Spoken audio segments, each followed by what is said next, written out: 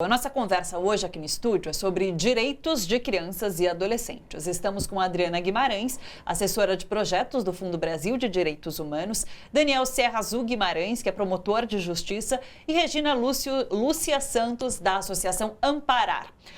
Queria falar um pouquinho então sobre esses últimos dias, os acontecimentos recentes. Bolsonaro, na sexta-feira, levantou uma criança ali durante uma formatura de policiais que aconteceu em São Paulo, e a criança segurando uma arma. E daí aquilo gerou uma grande polêmica, porque...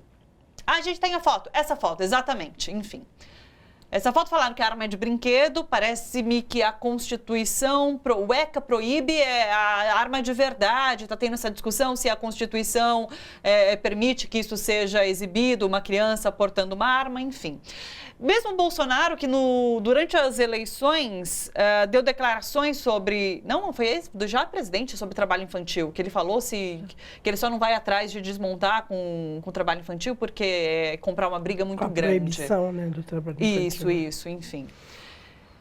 Daí você falava sobre a discussão, a gente precisa fazer uma discussão sobre esse tema todo, mas não é essa discussão que está sendo feita, é essa discussão que a gente quer, né? Eu queria que vocês falassem um pouco sobre esse atual cenário no âmbito de ECA, de Estatuto da Criança e do Adolescente, de respeito às crianças e adolescentes. No Rio de Janeiro, a menina Agatha Félix, que recentemente foi morta, e não é a primeira criança que foi morta lá no Rio de Janeiro, que tem uma política de morte, enfim. Comentem para mim. Vou começar com o Daniel. Bom, descontadas avaliações aí, a partir de um ponto de vista partidário, o fato é que a gente está vivendo um momento bastante preocupante em relação a todas essas questões, né? Estou falando aqui a partir da Constituição brasileira, sou promotor de justiça, meu dever é defender o direito, e o direito que está escrito na Constituição e nas leis, e não o direito que se tenta, enfim, se aplica concretamente muitas vezes e dissociado de questões importantes como a que eu mencionei. A gente tem uma Constituição que traz um projeto de sociedade, sim, que estabelece uma série de fundamentos, objetivos fundamentais no sentido de construção de uma sociedade mais justa, livre, solidária. E isso só pode ser feito a partir de uma ideia de solução pacífica dos conflitos. Inclusive é um princípio também constitucional brasileiro nas relações internacionais, inclusive uma tradição que o Brasil construiu ao longo de muito tempo e que hoje também está ameaçada, que é justamente o papel do Brasil na contribuição para a solução pacífica dos conflitos internacionais, né? Então, é muito preocupante porque justamente a discussão que se coloca, que é necessária para a questão do adolescente no tráfico, está muito longe de ser feita. Hoje nós estamos fazendo discussões que não têm potencial de efetividade nenhum para mudar essa situação, que é essa discussão absolutamente enviesada sobre aumento de tempo de internação, aumento de redução de maioridade penal, né? A discussão que tem que ser feita não tem sido feita. E a gente está vivendo realmente um período muito turbulento. Me lembra um pouco daquela ideia que está posta no livro aquela canadense, Naomi Klein, a doutrina do choque. Tem um filme também, enfim. Nós estamos vendo uma coisa preocupante, né? Do golpe para cá, a pauta econômica antissocial, excludente, tem se afirmado de uma maneira bastante preocupante, enfim, violenta mesmo. E violenta porque está vindo acompanhada de uma escalada autoritária, do crescimento paulatino, talvez até como consequência de coisas como aqueles programas policiais sobre os quais a gente estava falando agora há pouco, ao longo de muitos anos. O fato é que hoje a gente tem nossa sociedade, que nunca foi uma sociedade de pensamento libertário, democrático, mas parece que está num período um pouco mais grave de pouca compreensão quanto ao quanto a violência pode ser danosa na relação com a política e com construção de melhores maneiras de a gente viver, né, em sociedade. Sim. Eu acho que a gente passa por um processo muito forte mesmo, de uma visão de que não é uma visão de que a gente tem que proporcionar para a infância e juventude os meios da construção do bem viver, né? A nossa sociedade hoje é absolutamente punitivista. Sim. Absolutamente punitivista.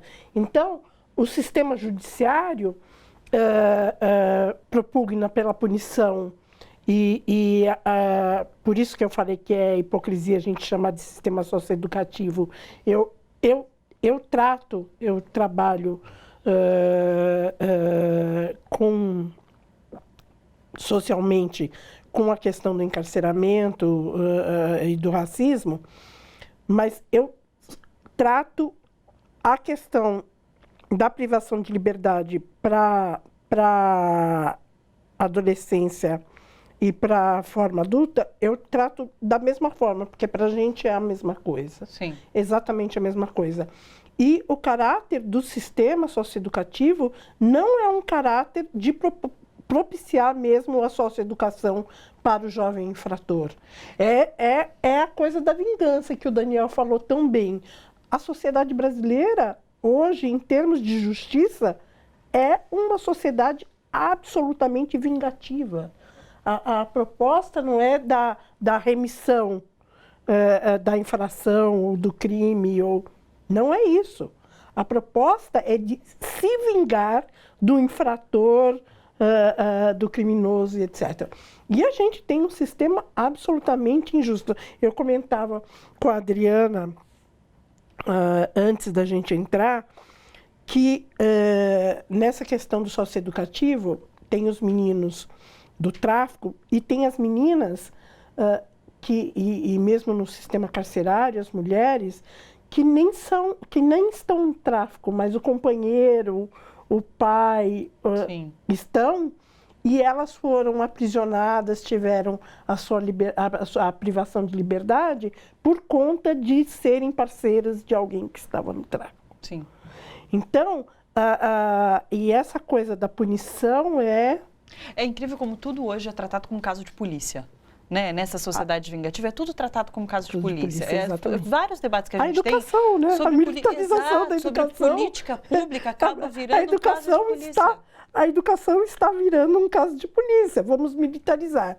E assim, de nenhum ponto de vista, isso é interessante. Se a gente for ver, as escolas militares são extremamente mais caras do que os institutos federais, por exemplo. Se a gente for ver, ela não dá conta da mediação dos conflitos postos para a sociedade brasileira, para a juventude. Sim. De forma geral. Os casos hoje de assédio moral nas escolas militarizadas, e até casos de assédio sexual a gente tem, por exemplo, no estado do Mato Grosso já apareceu caso de assédio sexual. Sim. Por instrutores militares. Quer dizer... Gente, que coisa é essa? Nós não estamos propondo soluções para os problemas sociais que nós temos. Sim. Né? Então, bota a polícia que resolve. E a gente tem visto que não resolve. Né? Sim. Desde janeiro, a gente tem assistido uma escalada da militarização na vida pública, em geral, e a gente tem visto que isso não resolve. Não resolve todos os problemas que estão postos aí. Sim. E nesse sentido, para fugir de transformar tudo em caso de polícia, o Fundo Brasil tem apoiado programas, justamente instituições que agem nesse sentido. Justamente, os nossos editais são justamente uma maneira de apoiar esses grupos da sociedade civil a resistirem e, em última instância, a resistência desses grupos significa um apoio muito importante para a democracia. Sim. Né, que está em jogo nesse momento, né? Sem sombra de dúvida, apoiar o Fundo Brasil nesse momento significa apoiar esses grupos que estão na ponta fazendo essa luta. Sim. Quando a gente fala em democracia, a gente passa por esse assunto também, né, Daniel? Sim, sem dúvida, sem dúvida. A gente está atrasado, né, na tarefa de construir aquela sociedade que está projetada na Constituição Brasileira. 30 anos, né, atrasados nesse processo. E a gente está num momento justamente de uma crise democrática bastante séria e esses fatos recentes aí não ajudam a gente a se animar. Né? Quanto a essa questão de escolas militares, claro, do ponto de vista de analisar a ordem jurídica, o direito educacional, é algo que, para a gente aqui, o Estado de São Paulo não aderiu, né? a discussão ainda está sendo feita no meio do direito educacional, mas o que parece difícil é que isso o projeto, da maneira como está posto, se compatibilize com o Plano Nacional da Educação, com a LDB, enfim, com todo um processo de muitos anos, décadas mesmo, de construção democrática, né?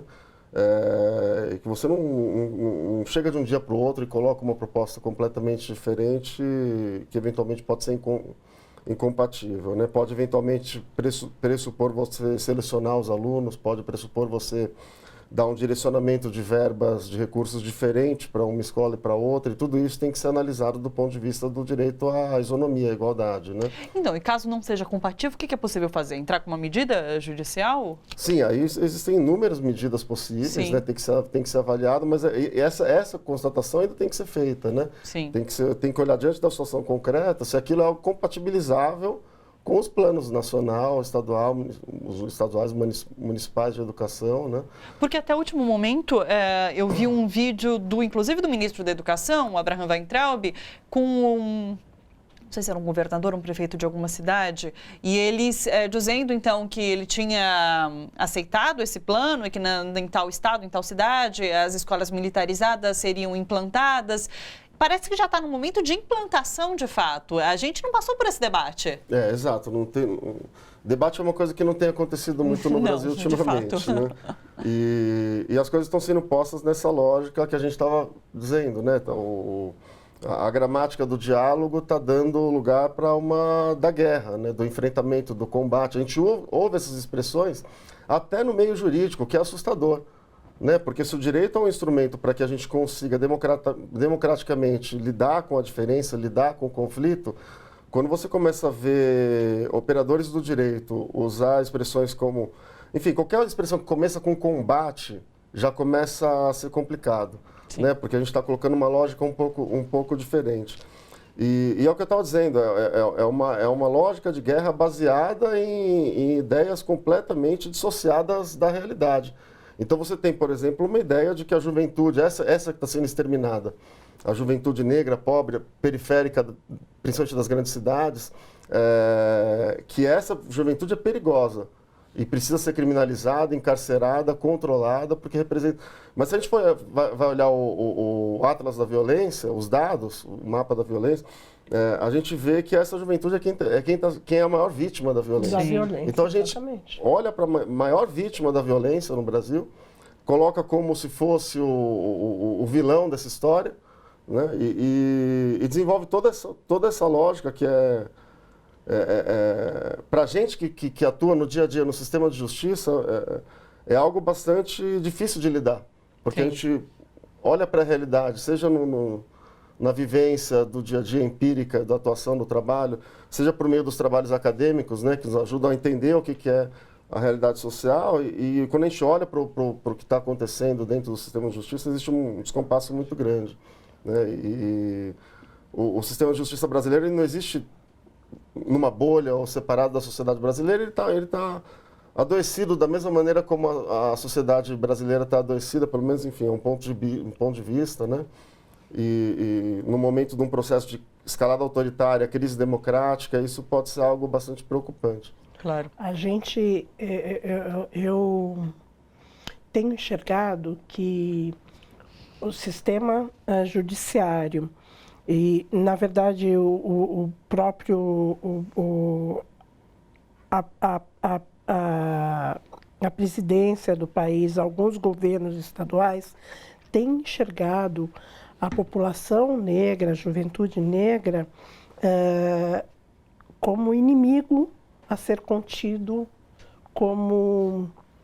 Então, e isso tem perpassado várias coisas. Então, por exemplo, eu penso assim, se o sistema judiciário funcionasse baseado na Constituição brasileira, aquela foto Sim.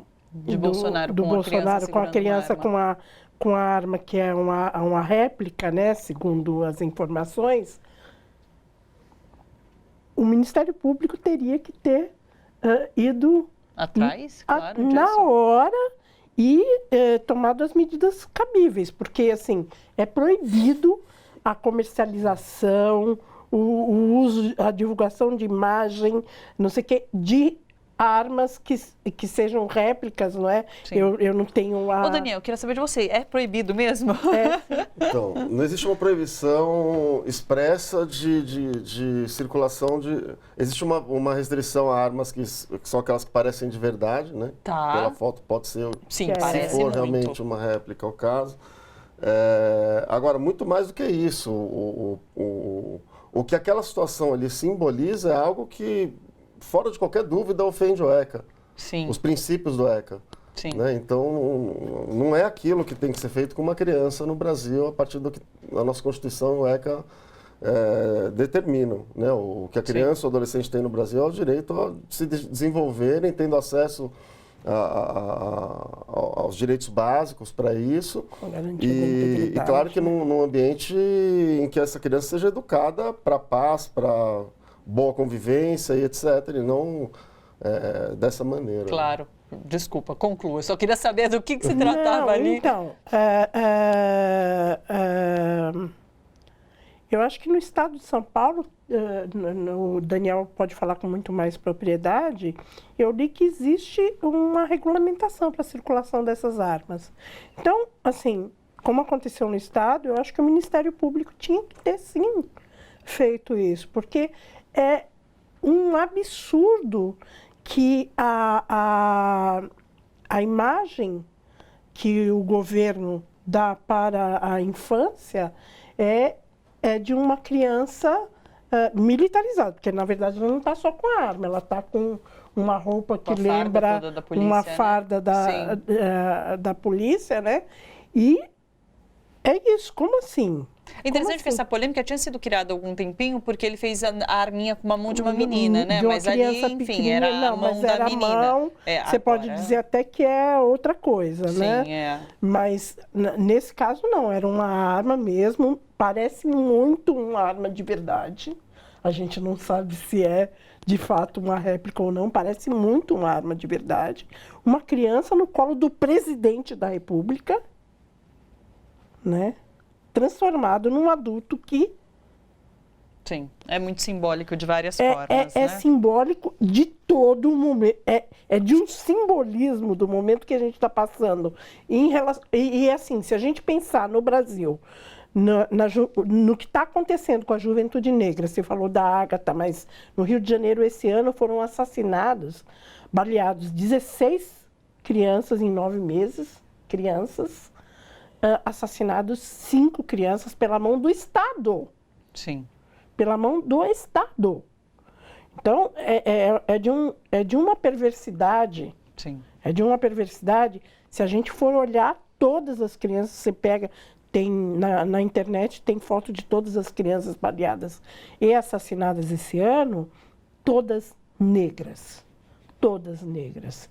Então, assim, o Estado brasileiro resolveu que a maior parcela da população, né, se a gente for separar a juventude, hoje a população negra é mais de 52%, né? Se a gente for separar a juventude negra, é a maior parcela da população jovem desse país, o Estado brasileiro resolveu que é o inimigo a ser contido. De acordo com o que a gente conversa aqui, o governo fascista que escolhe um inimigo e, enfim...